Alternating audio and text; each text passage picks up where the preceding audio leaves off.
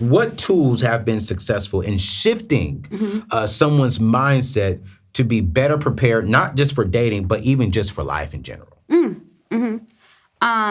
Well, therapy, I'm going to say first, right? But the tool through therapy, I think that has been very helpful is utilizing mindfulness, utilizing grounding tools, meaning, so that could be gratitude, right? It's anything that's going to bring you into this moment right now. Yeah. So what we will do is we will go to the space where we will be future tripping, thinking about all the things that could go wrong, right? Okay. Or we'll think about all the things that have gone wrong. We'll think about all the struggles we have.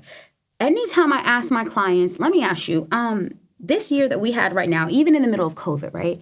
Was it better than the last year? And they think about it and they say, yeah. I said, what about the year before? Was that year better than the last year? Yeah. Every time it comes back exactly the same, that every year has been better. Yeah. That the reality is, even when I have made changes and I've made choices and I've taken risk, the years have always been better. I've been wiser. I've made better, I've created better opportunities for myself, and I reflect on that with my clients. I help ground them. What's happening right now? Where are you actually standing right now? Wow. So that's one of the biggest things. The other thing that I really love, because I incorporate some spirituality into my therapeutic work and things like that. So good. People need to be spiritually and intuitively aligned. They need to understand what it feels like when something's off. They need to understand what they're being guided towards. They need to understand when something is, I need to run from that, right? They need to see the red flags. Not just see it, but feel it, right? So good. Trust yourself. Yes. So. Alignment. Yes. It's key. Yes. I think it comes back for me, I think it's a good thing. But some ladies get fearful of it because I know the vision. I know where I'm going in life, and I'm looking for someone who aligns with that vision. Yeah. And so that way we can move forward together. Yes. I don't want to be going this way and she's going that way. And we're trying to have a relationship. Yeah. And I like what you said. Therapy is very, very important when it comes to alignment. Absolutely. I mean, we're practicing alignment. Your therapist does not give advice. A licensed clinician should not be giving advice. Okay. What I'm doing with you is I'm having you tap into what you think makes sense. We're going to test that out. You're going to figure out what that felt like when I went this way or that way, because what I truly believe is people come in with everything they need. And I help pull that out and put it in the forefront and put it in front of you so you can use that over and over again, even when you're not with your therapist. So you have it. So that's good. So let's stay right there. Stay right there. Stay right there, Joe. God bless you. Yeah. Now, what are some red flags for someone like me, right, who's not a therapist? What are some red flags I should be looking for from a therapist? So like if she or he does this, that's a red flag. If in session they talk about themselves. Right. For real? I mean, we could do a little self-disclosure if it is for the purpose of helping your therapy. Like you don't want to feel alone or that type of thing. But if I'm just sitting here telling you how bad a day I had, or if I'm speaking to you about anything sexual and we're not in the middle of sex therapy, that might be a problem. Or if I'm giving you an opinion or judgment on something that you believe in, like, well, you shouldn't do that. Why would you want to do that? Maybe you have commitment issues. So. I had that happen to me one time. Oh. And I left. I'm sorry. I said, well, I'm thinking about doing, I wouldn't do that. That'll hurt you. I was like, did I pay to tell me what I shouldn't do, or did I pay to help me process why I'm doing? Yes. Okay. All right, so that's a good one. What's another one? Ooh, all the red flags, Yeah. They're late all the time. They're late? Yes. Yeah, that's a red flag. Yes, I paid you to be on time. And really on time, you're late for me. Yes. If I show up to the meeting and you show up right, you better be there before I get there. Because you came here a half hour early. Yeah. Yes. Good therapist. Personal red flag, this is just me. If your therapist can't make you laugh, you need to leave. For real. Absolutely. I think for me, if my therapist can't get me to the point within a certain amount of time, as far as I'm being a little emotional, that's not my therapist. Yeah. When I say, I'm not talking about the first day or two, I'm like, eventually, I should be at a place to where I am vulnerable with my therapist. I mean, that's what you came for, to practice that, right? You might have had this whole thing around being afraid of always being out there. Yeah. So if you can't feel safe enough with your therapist to trust that I can shed these tears and there's no judgment around it, I can say whatever it is that comes up, that's definitely a problem. That's a problem. Red flags, you guys.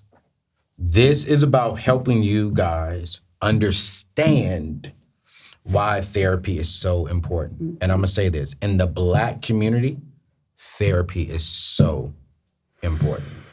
This is not a mentor giving you advice because you didn't sign a NDA with a mentor, okay? This is not your homegirl who's a licensed coach as a therapist. Coaches are great. Coaches are needed. Yes. No, this is about someone that's going to get into your number one asset, your mind, because this is your number one business, and breaking it down to where you can build a healthy foundation when it comes to building.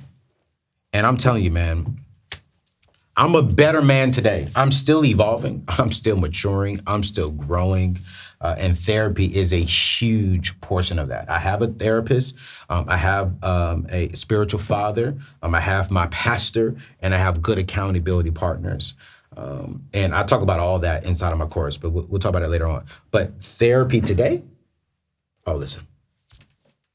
We've been talking for about like 40-something minutes. I hope you all are getting the point that therapy is needed. I don't care what the church says. Oh, just pray about it. Yeah, pray about it. Absolutely. I believe that the greatest enemy to our success, I'm gonna be real with you, it ain't him.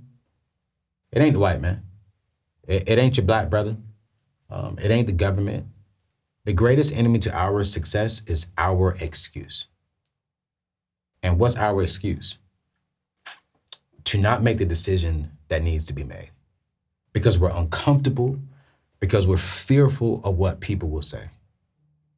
Every time I meet a young lady, she says, hey, when she says, what are you doing to work on yourself? I see a therapist. And if she says, oh, are you okay? She ain't the one. She ain't the one. Because therapy to me is sexy. If my future woman says, I see a therapist, good God. Yes, Lord, you look good. Can I be real? Her saying, I see a therapist and I have a spiritual relationship, that's like her walking around the house, you know what. That is just sexy to me.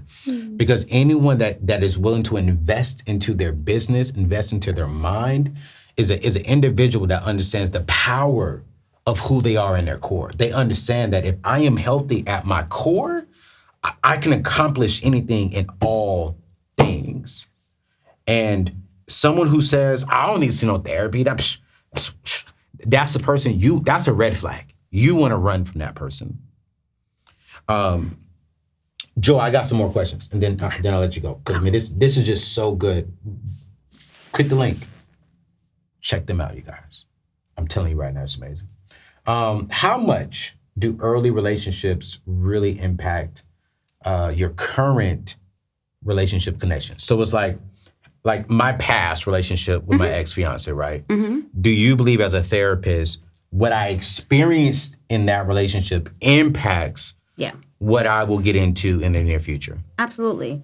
What happens is we have these interactions with people and we believe that people will always interact like that with us. So whether it was good or bad, we make assumptions. And I put that assumption on you. Mm-hmm. Either it is, well, my ex did this for me, so of course you're going to do it for me. And then that creates disappointment because you're not doing the same thing. Or my ex did this to me, so of course you're going to do it to me. Mm-hmm. And so I might start just saying, well, where are you going? You're probably going to do this and this and this. And who wants to deal with someone who's just coming up with stories and narratives about what is going to happen, opposed to really cultivating the growth and the design of our relationship. Yeah. So it definitely impacts your current relationships. Sometimes it's actually interesting. They say that the hardest relationship that you have is the first healthy relationship after several toxic relationships because you don't trust it. Yeah. No, that's real. Yeah, you have a pattern. You're comfortable with the pain. You're comfortable with the problems. You're comfortable with the chaos. Yeah. So when somebody's coming to you and they offer you peace, they offer you support, what do you really want from me? I don't trust it. And you will go back to that chaos just because you can't manage that space, especially if you don't go to therapy. Wow. So you can be in front of what you prayed for and what you really desire. Yes. But because you've been through so much toxic stuff in the past, and if you didn't take the time to go see a therapist to help you really get down to your core, to understand that was toxic, that wasn't healthy, here's how you get over it, you can pass up on the very thing that you want. Absolutely. Because you didn't take time to go to better help. Yep. That's all I'm saying. And I'm laughing, but I'm serious. I really want y'all to think about this. How many of you all are not experiencing a healthy relationship that you really desire because you're not willing to get the help that you really need?